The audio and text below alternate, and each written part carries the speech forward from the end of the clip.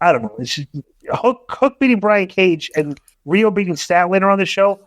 Joe, find the quarter hours. Yeah, they're not. I want to see what the fans did after those finishes, like the segments after this one and the segment after Hook and Brian Cage. Because I would suggest that maybe people turned it off. They just dropped. So okay, Hook versus Brian Cage 792, and then it dropped to 779, and then Rio and Statlander. Yeah. Look at that, 865.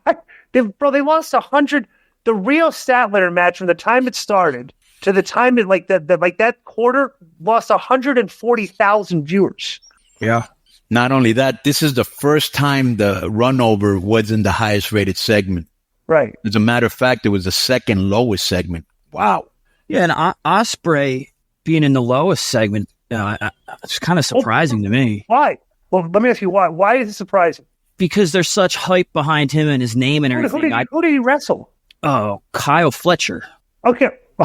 Right. Is that a main event match? Maybe for their fan base, but that's what we've been saying. You got to get away from your fan base. They're already there. How many times do we have to say it? Bro, that thing dropped to 654,000 fans between 950. Nobody cared about this.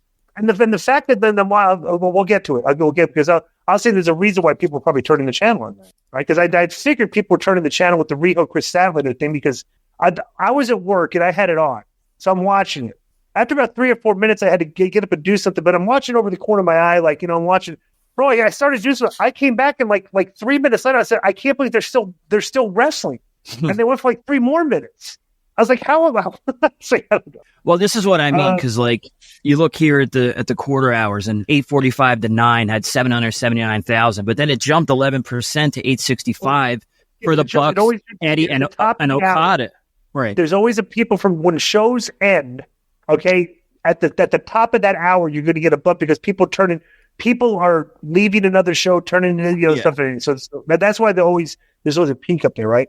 I'm just saying, if you see curiosity views reflected in the numbers for Okada, I would have expected to see the same for Ospreay because I think he has the same kind of.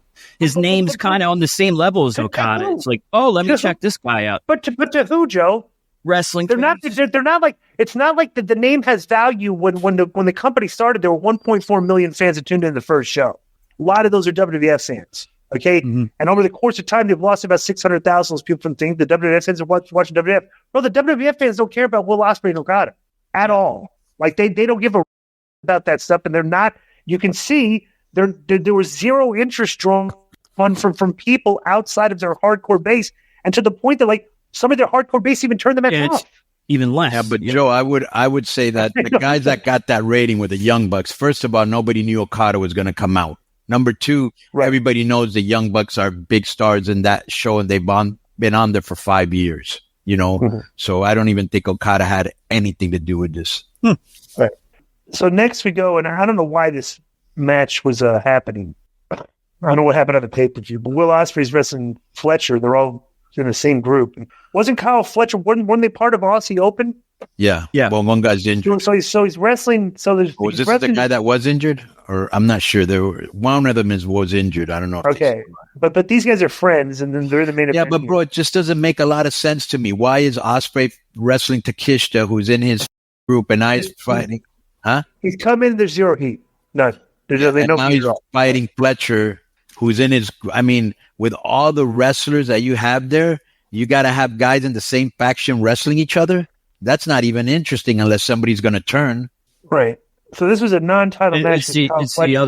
It's the other guy, Conan. Mark Davis from Aussie Open was injured at Wrestle Dream. Yeah, he's been out since October. Okay, so the gist of this was there was a non-title Ring of Honor because Kyle Fletcher's a Ring of Honor TV champion. Bro, this thing was this was a match that's done strictly so Dave Meltzer could give it 4 stars. So, bro, they just did way too many for their hardcore fans. They like. That's what I'm saying, but this was not a showcase for Ospreay as a credible. That it took him forever to beat this guy. The guy was kicking out of everything. He gave him the kitchen sink and he was kicking back. 5 times I thought the match was going to end on that because it looked okay. It's a good win for Ospreay. Then the guy kept kicking out, And then I was like, wow, this is actually not making Ospreay look very good that he can't beat this guy. This is his second match. His first match, who never wins and is part of a tag team. Right. And I'm like, but the guy is a Ring of Honor TV champion, though. Big for that. Yeah, well, that. Right. Let me give you Pal's POV on this, okay? I think he kind of nails it on the head.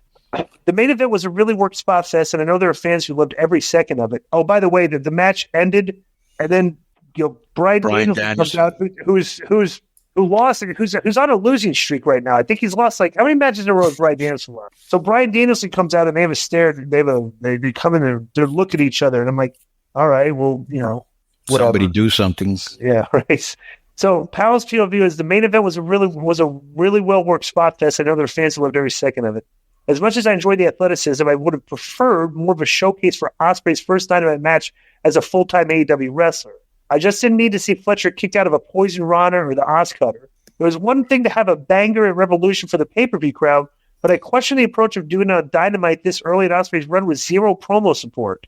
Would you agree with those sentiments from Jason Powell? I agree exactly with him. He's was spot on here. Like their fans are going to love the match, right? But you're not a hardcore fan like him or us. You're like, what's going on here? Yeah, why this guy come on? We can't beat this guy. I thought this guy was really good, right? Yeah. No, Danielson, he's not on a losing streak. He's not.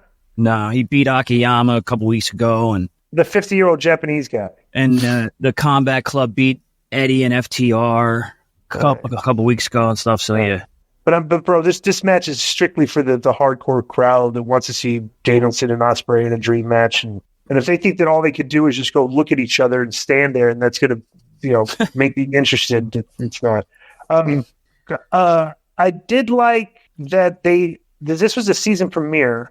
Like you said, there were details on the show that I was a fan of. Like they filled people in on stories more. Right. They had packages, more promo time. More promo time, and it was Yeah, I don't like what they're doing with Ospreay so far. It's underwhelming, and they did not like the most over guy they have. The Swerve, right? Even though this is not a big thing, Brian Cage losing to a guy half his size again is not good for Brian Cage. So this is what I'll say: the formatting of the show, not bad, definite improvement. Right. The substance, not a fan. All right, so that's my assessment of the show. You got any more to comment? No, I agree with you. All right, that's been our AEW review. Enjoy the rest of the show. Boom. Okay. Well, I'll add this into it because since we're talking about Ospreay, Ospreay has had 31 5-star matches or above in his career. Okay, I know Disco really digs that, but here's what Dave said about Ospreay on Observer Radio. Dave Meltzer on Observer Radio says, Will Ospreay is so good, he might have to add a whole new category in the Wrestling Observer Awards because of him. And the quote is, he does everything better than anyone else. It's really come to the point now where it's almost like I think that we have to add an award next year for best match of the year that doesn't include Will Ospreay, because it's just like nobody's got a chance unless they're in the ring with this guy. Yeah, well, I disagree with that. Yeah, psychology of that is in question. Plus, we got to see the guy. I want to hear the guy talk. He can talk. Oh, he can talk. Well, Believe me. I saw him in Impact. He's great.